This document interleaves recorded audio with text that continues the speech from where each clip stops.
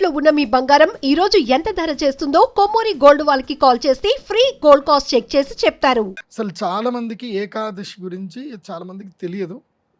తెలిసిన వాళ్ళకి చెప్పండి, తెలియని వాళ్ళైతే వినండి. ఏకాదశి యొక్క గొప్పతనం ఏమిటి, ఎందుకు మనం ఏకాదశిని మనం చాలా ప్రాధాన్యంగా తీసుకున్నాం. 11వ రోజు ఇది, ప్రతి నెలలో 11వ రోజు అంటారు. ఈ 11వ రోజు చాలా ప్రధానమైనటువంటిది. ఏకాదశి అంటే ఏకతత్వములో ఏకాగ్రతతో ఉండవలసిన రోజు ఇది. ఈరోజు విష్ణు ఉపాసన చేయాలి. ఏకాదశి రోజు చేయవలసిన ఉపాసన విష్ణు ఉపాసన. తప్పకుండా ఏకాదశి రోజున విష్ణు సహస్రనామం చదవాలి. ఆహారము తినకూడదు, అన్నం తినకూడదు, మంచినీళ్ళు తాగొచ్చు, లేదా అది కూడా చేయాలి. నేను నా చిన్నప్పుడంతా కూడా నా 9వ ఏట నుంచి మొదలు 23వ ఏట వరకు నేను మంచినీళ్ళు తాగకుండానే ఏకాదశి ఉపాసనలు చేశాను.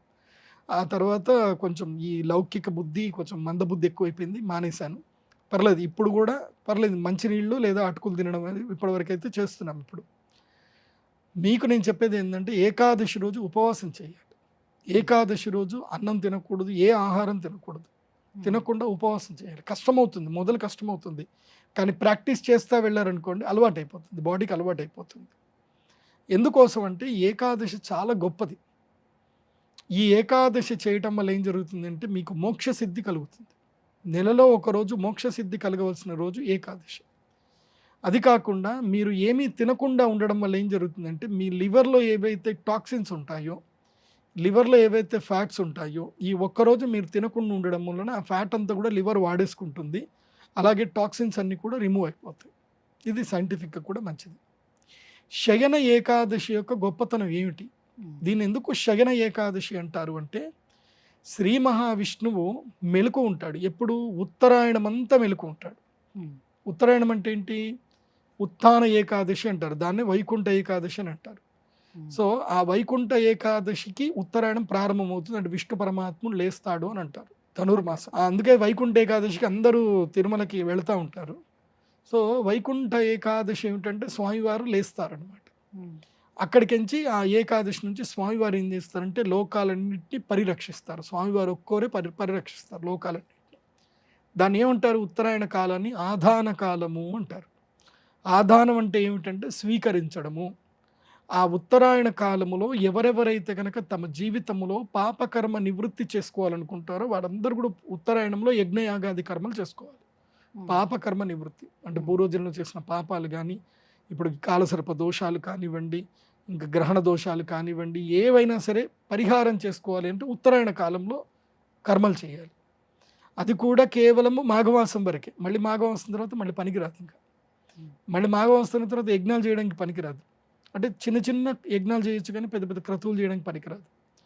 ఆ సమయంలో ఏం చేస్తే విష్ణువు మన నుంచి మన యొక్క కర్మఫలాన్ని, మన యొక్క శక్తిని ఏదైతుందో, మనం ఏదైతే కనుక త్యజించాలనుకుంటామో, ఏదైతే వదలాలనుకుంటున్నామో వాటిని మొత్తం కూడా స్వీకరిస్తాడు విష్ణువు.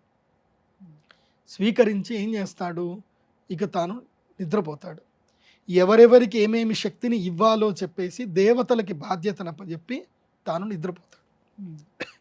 నిద్రపోయి విరామం తీసుకుంటాడు, విశ్రాంతి తీసుకుంటాడు. అప్పుడు దక్షిణాయన కాలం మొదలవుతుంది. దక్షిణాయన కాలం అంటే అర్థం ఏంటంటే కనుక ప్రధాన కాలము, అంటే ఇది అదృష్టాలని వరాలని పొందేటువంటి కాలం. అంటే ఇక్కడి నుంచి మనకి పండుగలు మొదలవుతాయి. మంచి పెద్ద పెద్ద పండుగలు ఇక్కడి నుంచే స్టార్ట్ అవుతాయి. మొట్టమొదటిగా వరలక్ష్మి వ్రతం వస్తుంది, పెద్ద వ్రతము వరలక్ష్మి వ్రతం పండుగ. ఆ వరలక్ష్మి వ్రతం తర్వాత వినాయకుడు, ఆ తర్వాత దేవీ నవరాత్రులు, తర్వాత కార్తీక మాసం అంతా పండుగనే, ఇంకా నెల రోజులు పండుగనే. తర్వాత అందులోనూ అత్యంత ప్రధానమైంది ధనత్రయోదశి, దాంట్లోనూ దీపావళి, దసరా, ఇవన్నీ కూడా మనకి అంగరంగ వైభవంగా సంబరాలు చేసుకుంటాం. ఇక్కడ చాలామంది ఫినాన్షియల్గా అందరు కూడా స్ట్రాంగ్ అవుతారు కూడా, అద్భుతంగా ఫినాన్షియల్ ట్రాన్సాక్షన్ కూడా జరుగుతాయి. ఈ దక్షిణాయనం ఏంటిది అని అంటే కనుక సంపదలు పొందే మాసం ఇది. దక్షిణాయన కాలం ఏంటంటే సంపదలు పొందే కాలం. అంటే మనం ఏ యజ్ఞయాగాదులు చేసినా, ఏ పూజలు చేసినా మనకి సంపద సృష్టించవచ్చు. అంటే అష్టైశ్వర్యాలు సృష్టించేది ఈ దక్షిణాయనం. భోగాన్ని సృష్టించేది దక్షిణాయన కాలం అయితే, మోక్షం సృష్టించేది ఉత్తరాయణం. సో ఆ ఉత్తరాయణ దక్షిణానికి మధ్యకాలం ఇది. వాస్తవంగా చెప్పాలంటే విష్ణు పరమాత్ముడు పడుకోడు, ఆయన పడుకుంటే మొత్తం సృష్టి అంతా నాశనం అయిపోతుంది, ఆయన పడుకోడు. ఇది మన భావన కోసం అని చెప్పి శయన ఏకాదశి అని విష్ణు పరమాత్ముడు పడుకుంటాడు అని చెప్పి అంటారు తప్ప ఆయన పడుకోవడం లేవడం ఉండదు. ఆయన కళ్ళు మూస్తే ఈ ప్రపంచం అంతా కళ్ళు మూసినట్టే, ఈ ప్రపంచానికి అంధకారమే ఉంటుంది. ఆయన కళ్ళు మూయడు, ప్రపంచానికి అంధకారం వచ్చేస్తుంది.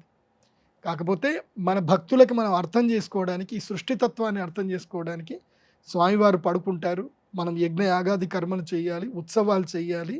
అప్పుడు దేవతలకి పరమశక్తి వస్తుంది. దేవతలు ఆ యజ్ఞ యాగాదులకు సంతసించి వాళ్ళు మనల్ని వరాలిస్తారు అని చెప్పి చెప్తారు. అందుకే ధనత్రయోదశి దక్షిణాయనంలో చాలా కీలకమైంది. నేను ధనత్రయోదశి యాగం చేస్తాను కదా, వందల మంది వేల మంది వచ్చేస్తారు యాగానికి. ఎందుకోసం అంటే అది చాలా పవర్ఫుల్ ముహూర్తం. అది ఇటువైపు ఏమో ధనత్రయోదశి, ఇటువైపు ఏమో అక్షయ తృతీయ. ఈ రెండు కరెక్ట్ టైంలో వస్తాయి బ్యాలెన్స్గా. అక్షయ తృతీయ, ధనత్రయోదశి రెండు. సో అక్షయ తృతీయ రోజు యజ్ఞ యాగాదులు ఎవరైతే చేసినా వాళ్ళకి వరాలు వస్తాయి. ధనత్రయోదశి రోజు యజ్ఞ యాగాదులు చేసినా వాళ్ళకి వరాలు వస్తాయి. వరాలు ఇచ్చే రెండు సమయాలు ఇవి. వీటిని ఏమంటారు అంటే జయతిథులు అంటారు. తృతీయ జయతిథియే, త్రయోదశి జయతిథియే. అందుకే ఈ ఆషాఢ మాసములో శయన ఏకాదశి రోజున శ్రీ మహావిష్ణువుకి తప్పకుండా తులసీ దళములతో పూజ చేయాలి, తప్పకుండా విష్ణు సహస్రనామం చదవాలి. ఆషాఢ శుద్ధ ఏకాదశిని పెద్ద ఏకాదశి అని అంటారు. అందుకే ఆ పెద్ద ఏకాదశి రోజు ఉపవాసం ఉండాలి. కానీ చిన్నప్పటి నుంచి నేను చూస్తున్నది తెలంగాణ ప్రాంతంలో కానీ ఆంధ్రలో కానీ నేను చూస్తుంది ఏంటంటే, తొలి ఏకాదశి వస్తుంది అని అంటే ఒక 10 రోజుల ముందు నుంచి ఆడవాళ్ళందరూ కూడా కుంపటి పెట్టుకొని బియ్యపిండి తెచ్చుకొని దాన్ని నానబెట్టి చేసి వేండి మురుకులు, కుడుములు, అన్నీ చకినాలు అన్నీ రెడీ చేస్తారంట. ఎందుకోసం అంటే పెద్ద ఏకాదశి వస్తుంది కదండి. అంటే ఏకాదశి రోజు తినాలను మరి నాకు అర్థం కాదు, పెద్ద ఏకాదశి వస్తుంది అని చెప్పేసి అని పెట్టుకుంటారు. ఏకాదశి రోజు తినడానికి కాదు, అది పద్ధతే. నిజం చెప్పాలంటే అది పద్ధతే, కానీ ఏకాదశి తినడానికి కాదు. ఇది ఏం జరుగుతుంది అని అంటే చాతుర్మాస్య వ్రతం ప్రారంభమవుతుంది. చాతుర్మాస్య వ్రతంలో పెద్ద ఏకాదశి నుంచి నెల రోజుల వరకు శాఖావ్రతం ఉంటుంది. అంటే కూరగాయలు తినకూడదు, ఆకుకూరలు, పళ్ళు ఏవి తినకూడదు. సో కారం తినాలంటే ఏం తినాలి అని అంటే కేవలం ఇదే అన్నమాట. సో ఈ మురుకులు, కుడుములు ఏవైతే వేసుకుంటారో ఇవి తినడానికి, ఆకలి వేసినప్పుడు తినడానికి అని పెట్టుకునేటువంటి వాళ్ళు. Yes, this is the right time to do the మురుకులు, కుడుములు, అవన్నీ చకినాలు అన్నీ చేసుకోవడానికి ఇది రైట్ టైము. సో చేసుకోండి. కాకపోతే ఏకాదశి రోజు మాత్రం తినకండి. ఏకాదశి ఉపవాసం అనేది ఎప్పుడు స్టార్ట్ చేసి ఎప్పుడు విరమించాలని? విరమణం అనేది ఉండదు. ఏకాదశి నువ్వు ముందు రోజు రాత్రి 6 గంటల ముందే తినాలి. రూల్ ఏంటంటే సూర్యాస్తమం ముందే భోజనాలు కంప్లీట్ చెయ్యాలి. పర్లేదు, దశమి రోజే 8 గంటల వరకైనా తినాలి. మరి 8 దాటి వరకు తినకూడదు. సో 8 వరకు తినాలి. తిన్న తర్వాత నెక్స్ట్ డే ఇంకేం తినకూడదు. పొద్దున్న లేచినప్పటి నుంచి స్నానం చేసుకోవాలి. ద్వాదశి దీపాలు పెట్టుకొని ద్వాదశి ఉదయము సూర్యోదయ పూర్వము అంటే 5 గంటల నుంచి 6 గంటల మధ్యన భోజనం చేసేయాలి. సూర్యోదయ పూర్వమే భోజనాలు చేసేయాలి. సో ఇది ఏకాదశి నియమం. అంటే ఆల్మోస్ట్ 36 గంటలు ఉంటుందా ఉండాల్సిన టైం? 36 గంటలు అంతే.